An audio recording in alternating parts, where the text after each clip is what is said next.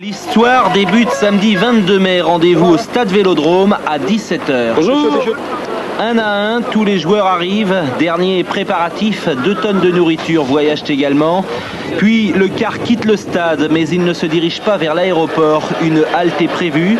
Les Marseillais cherchent une nouvelle protection. Il est un peu moins de 17 h 15 lorsqu'Alain Bokchik monte les escaliers de Notre-Dame de la Garde. Le pèlerinage ne dure que quelques instants, les joueurs prient tous la bonne mère, une démarche étonnante et nouvelle puisque l'emploi du temps de l'avant-finale de Bari avait oublié cet arrêt sur les hauteurs de Marseille. Avec 2 heures de retard, embarquement immédiat cette fois pour Munich. La caravelle d'Air Provence accueille la colonie olympienne à laquelle s'ajoute une poignée de journalistes. Présent également au décollage, 3 heureux gagnants des concours TF1, l'équipe et le Provençal. Angloma ajuste le laser de Pelé. Voyage sans problème, Franck Sauzé au marquage sur Eric Dimeco. Ce couple-là ne se quitte jamais, Deschamps furieux lorsqu'il perd. 1h30 plus tard, l'équipe française débarque sur l'aéroport Franz-Josef Strauss, mission Coupe d'Europe. Depuis 1956, jamais un club n'a remporté un seul trophée. 70 km de car pour achever une journée interminable. Il est minuit, Raymond Goethals s'en a marre. Il nous laisse un peu tranquille, il est minuit maintenant, c'est assez, hein. Tu vas pas nous filmer dans notre lit tout de même, hein. C'est promis Raymond, nous n'irons pas dans votre lit. C'est donc ici, dans cette Bavière de cartes postales, que l'OM va vivre ses 4 jours de préparation pour la 2e rencontre la plus importante de son histoire. Un décor naturel digne de Sissi impératrice et au centre, un hôtel 4 étoiles qui sert habituellement de camp retranché au Bayern de Munich, à la sélection allemande ou à Boris Becker. Le calme y est total et les installations adéquates pour des sportifs de haut niveau. Nous sommes dimanche matin à l'heure de téléfoot. Le spectacle, il est là, le ballon. Premier tour dans les bois, cela s'appelle un footing. Jean-Pierre Bernès mène le train, Raymond Goethals les regarde passer, puis séance kiné, un tantinet porno au doublage son, Jacques Bailly.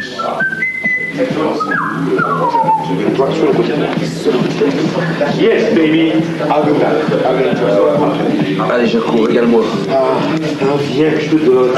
Régale-moi. Oh oui. Yes, baby. Oh, excusez-nous, hein, c'est un langage codé. Hein. Le pied également pour Basile Boli. Le pied toujours, celui blessé de Marcel Desailly. Après leur victoire 1-0 contre Valenciennes, les Marseillais... Dimanche soir sur TV5, avec 1 heure de retard, tout le staff de l'OM écoute celui qu'ils appellent entre eux le boss. Qu'est-ce qui met au point la tactique du jeu contre Milan AC? Sur les équipes Ligue 1, on vous a même reproché d'être un peu étouffant. Hein. Lundi. Il est arrivé, Bernard Tapie a rejoint la capitale de la Bavière. En fin d'après-midi, le programme prévoit le premier entraînement au stade olympique de Munich. Aucun des joueurs de l'OM n'y a jamais joué. Les Verts de 75 doivent être les derniers footballeurs français à s'y être montrés. Une séance rapide, basée sur la vitesse et sur les jeux, avant le retour à l'hôtel.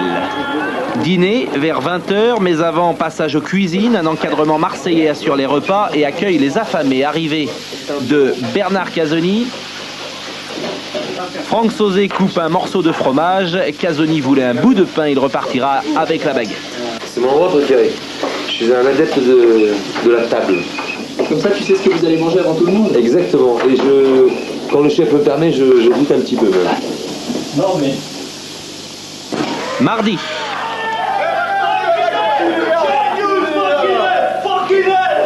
Visite éclair d'un ami, Chris Waddle, en provenance de Sheffield.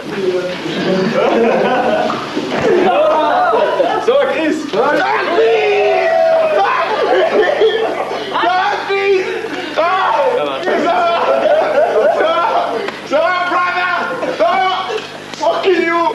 La vengeance a lieu sur le terrain. Arrivée de Bernard Tapie qui découvre Waddle.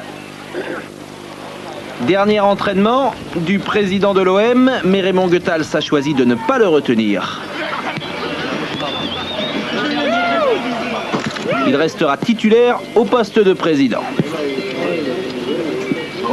Mercredi, les joueurs se lèvent le plus tard possible. Tous ont voulu dormir un maximum. Il est 10h30. Au menu, jus de kiwi et banane, céréales, thé ou café. Ensuite, courte balade bucolique avant le déjeuner, artichauts et tomates, poulet et purée de pommes de terre. Nous sommes à moins de 8 heures du coup d'envoi. Des portes closes, l'heure de la sieste. Mais peut-on vraiment dormir? Fabien Barthez ne triche pas Roland Garros en guise de somnifère. 16h30, un silence quasi religieux règne dans l'hôtel. Les paroles se prononcent à mi-voix. Collation plus dernier briefing. La cravate autour du cou. L'Olympique de Marseille s'en va chercher sa Coupe d'Europe. Il est 17h.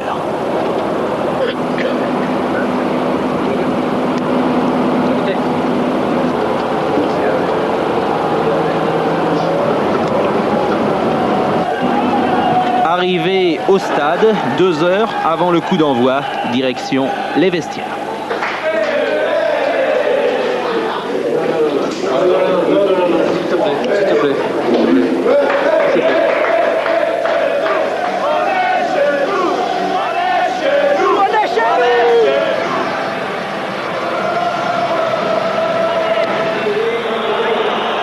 C'est vrai que les supporters marseillais, les joueurs marseillais, l'entourage marseillais étaient chez eux.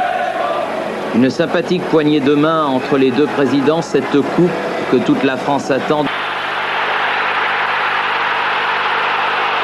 La tête de Massaro passe de peu à côté. On a eu chaud.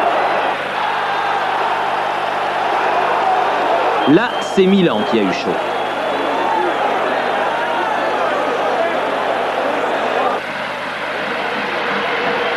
Les minutes passent, âpres, tendues. Barthez de la jambe gauche. Réflexe étonnant de ce jeune gardien.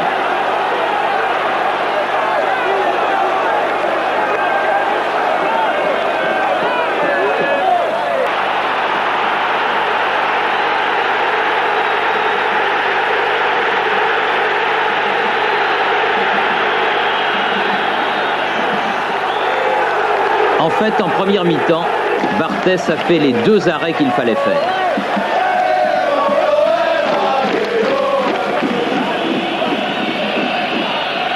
« 44e minute. Premier corner de la partie pour l'Olympique de Marseille. Abedi Pelé, tête de Boli, pas de Milanais au 2e poteau et but pour l'Olympique de Marseille.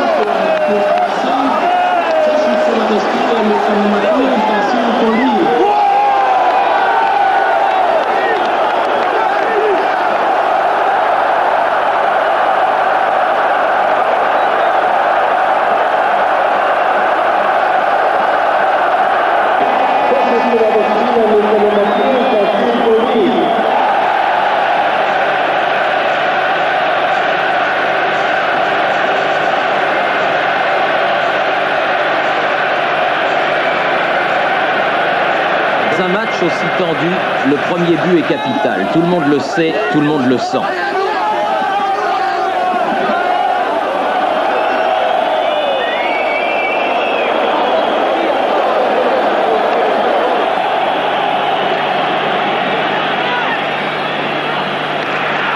Barthez se fait respecter. Il a retenu la leçon de Glasgow en début de saison. Peu après l'heure de jeu, c'est un Jean-Pierre Papin décidé qui rentre à la place de Donadoni. Les supporters marseillais ne lui font pas de cadeau.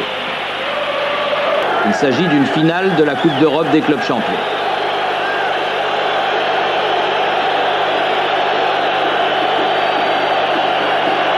Ferré, Jean-Pierre Papin, mais de très peu à côté. La fin approche, l'émotion est à son comble.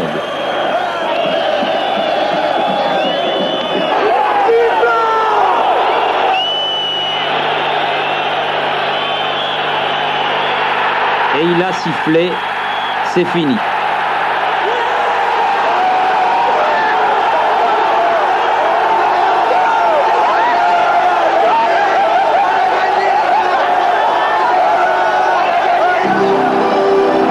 Le héros, les larmes de Barry sont oubliées.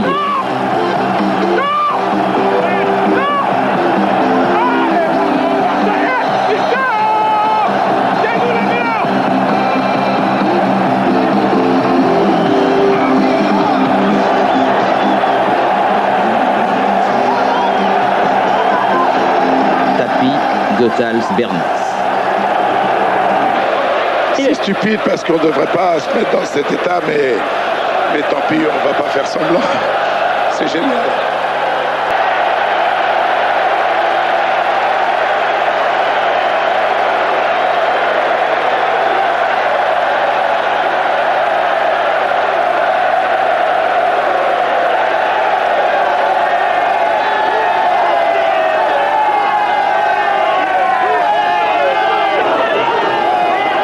Nuit de folie à Marseille, dans toute la Provence et sur le Vieux-Port. Et au retour au vestiaire, on retrouve Pascal Praud et la caméra de Mathieu Dupont. 3 quarts d'heure après la remise de la coupe, Didier Deschamps débouche la première bouteille de champagne.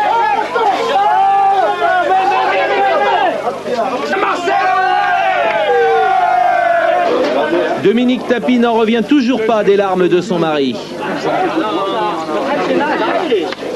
Pleurer de joie, non. Non, c'est la première fois.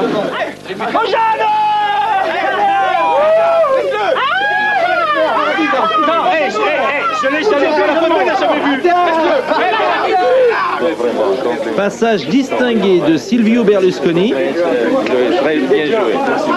Ciao Rudy. Oh là là, ça pleure de tous les côtés. Ça pleure de tous les côtés, les femmes des joueurs dans les bras de leur héros.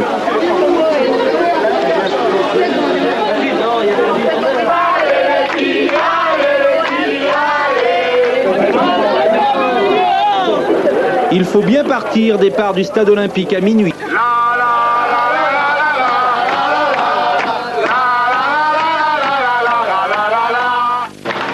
70 km plus loin et 1 heure plus tard, Bernard Tapie invite tout le monde à dîner, toujours aux premières loges, cette forme ovale, et en plus, ce n'est même pas de l'argent. Séquence chanson, premier passage, Basile Boli en solo avec un micro qu'il ne lâche plus jusqu'au bout de la nuit.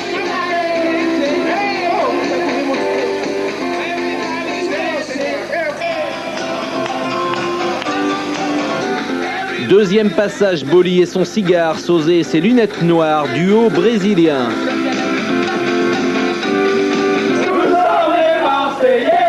Troisième passage, la chorale. Et nous avons gagné.